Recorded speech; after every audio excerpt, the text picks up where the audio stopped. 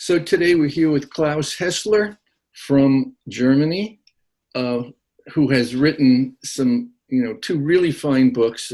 And in addition to being a very accomplished player, he's a terrific teacher and author. And we'll have Claus explain the concepts in his two books, Open-Handed Playing 1 and 2.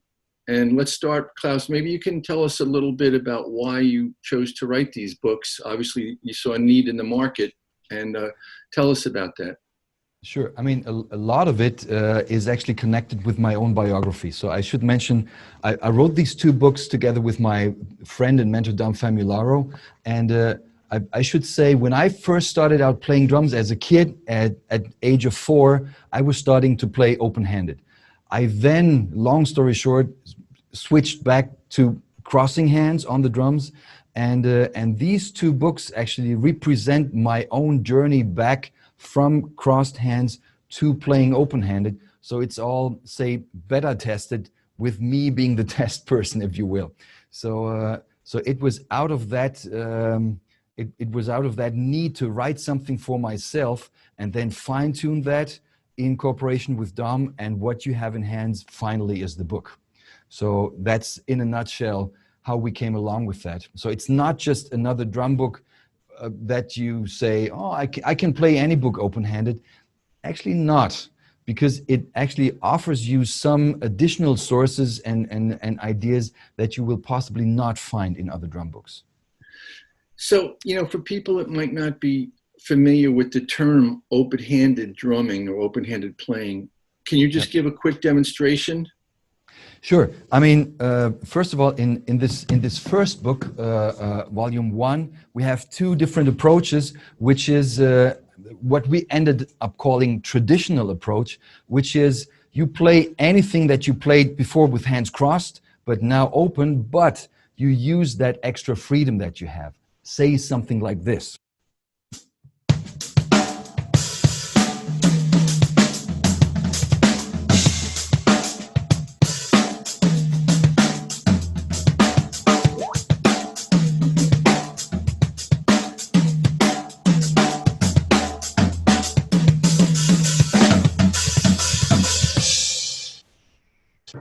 So let's say more or less trying to develop additional vocabulary and additional colors and making full use of what this instrument has to offer by not crossing hands. Since the crossing of hands, I felt for myself, would sort of limit me when I'm trying to express myself in the best possible way, because certain things I would not be able to do certain things with hands crossed.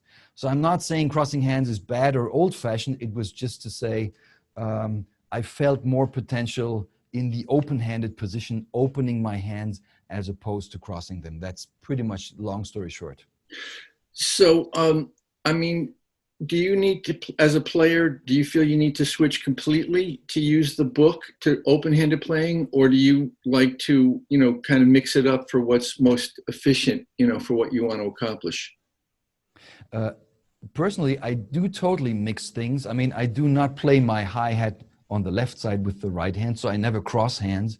But I wouldn't say you have to switch completely. It's more or less, even for somebody who is trying to make his or her weak hand better, a pretty good idea to play open-handed. And you will also notice even your right hand is not able to do certain things while your left hand is. For instance, right hand ghost notes usually always are not good. So let's say it teaches you also more balance between the hands. For instance, another approach from volume 1 is the voice variation approach, switching hands in terms of switching the voices from hi-hat and snare. I'll give you an example first with hands crossed. Check this out.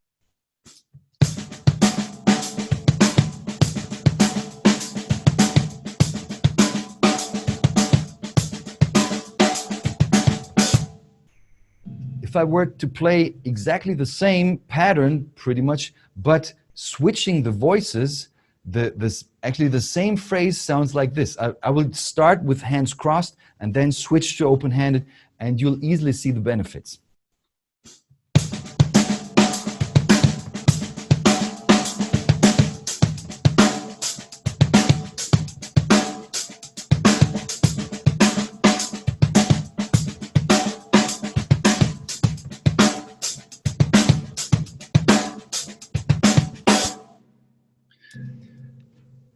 what's really interesting to me is not only did it look smoother for you to kind of accomplish that playing it open-handed, it changed the groove, and it changed the feel. And I think it kind of swung a little harder, when you went to the open-handed playing, style.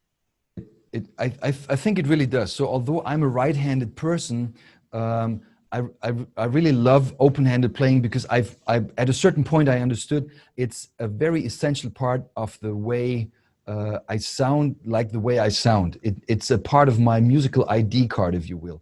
I wouldn't sound like Claus Hessler if I wouldn't play open-handed. So it has become my my medium or my vehicle to transport my musical imagination in a very different way as I did before. Let's change subjects. You get into linear playing, like a linear approach in the books, right? For those that maybe aren't familiar, can you explain what that means? What linear drumming is all about? Well, in a nutshell, it's pretty much say playing one instrument at a time and never like playing two different instruments in unison. So it's all like a chain of notes. Let's say something like this.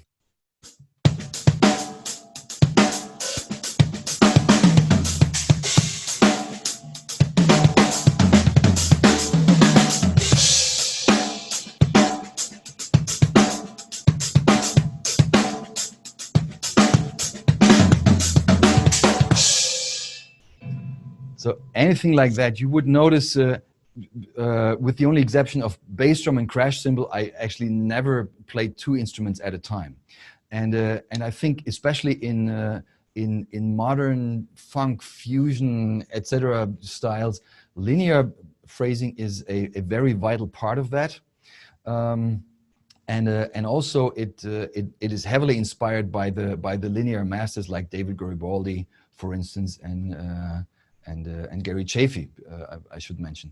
Still, there are a couple of more, say, ingredients to linear phrasing, which make it kind of interesting once you have a different perspective on that. Say, for instance, if you look at a paradiddle, on which you replace notes in a linear way, it gives you a toolbox like this, for instance.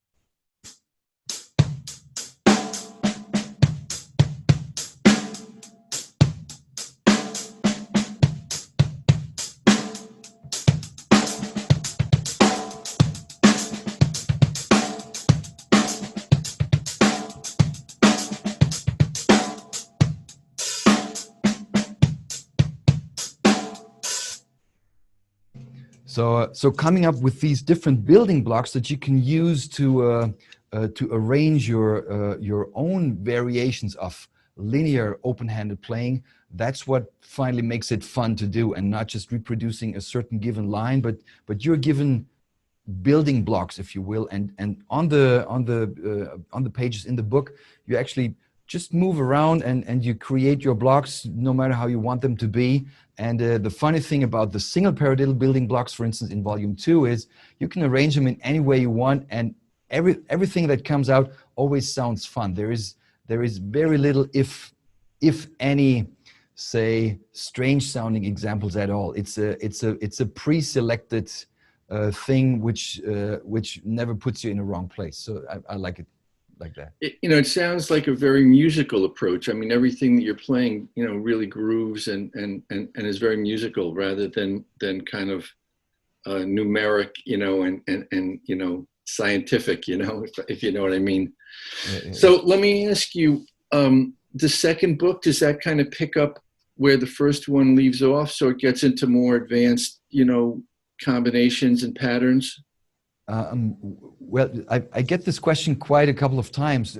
Do I have to start with volume 1 before I go to volume 2? But actually, the answer is no. It's just the approaches are different. So volume 2 has the linear and the rudimental approach in here, and especially the rudimental approach takes you towards drum set applications of rudiments, of which I think you don't find that with any other book. I mean, at least I haven't seen any of that in any other books, and I have a lot of them. And Open-Handed Playing Volume 1 is traditional approach and this voice variation approach that I just demonstrated earlier. So you can start with any of these, and both come with play-alongs, with or without drums, with click, without click, in different styles and musical settings, let's say, to give you more options to try out all this new vocabulary in a real musical context, which I think is super important, as opposed to staying on the numeric side of things and just combining stuff which never ends up really being in a musical context then. And I will add that, you know, on the digital version that Hudson Music sells of your books, they're very easy because you just tap the icon to hear the audio track. You don't have to get a CD out, or you don't have to download files. It's right there on the screen. So it makes for such great, you know, it's just easier to use. And that's why I really love the digital, you know, application that we've created. I think it makes learning easier, and you know, everything is right in front of you instead of having to go look for video files or audio files.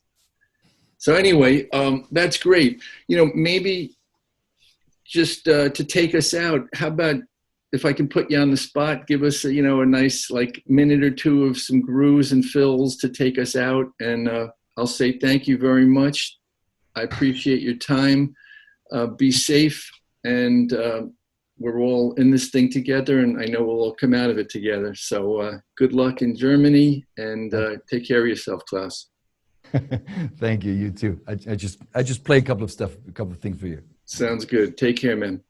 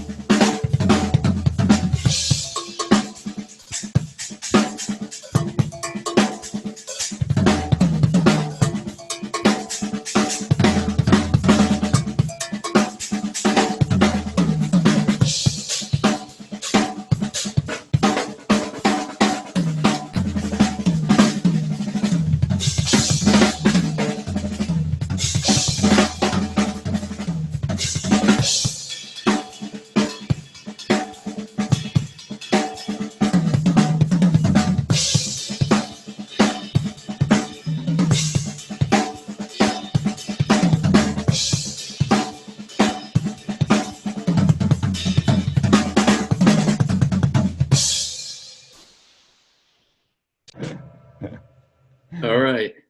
All righty. Thanks again, and we'll talk soon. We do. Thank you so much. Check out the books. Stay safe, everybody. Thank you.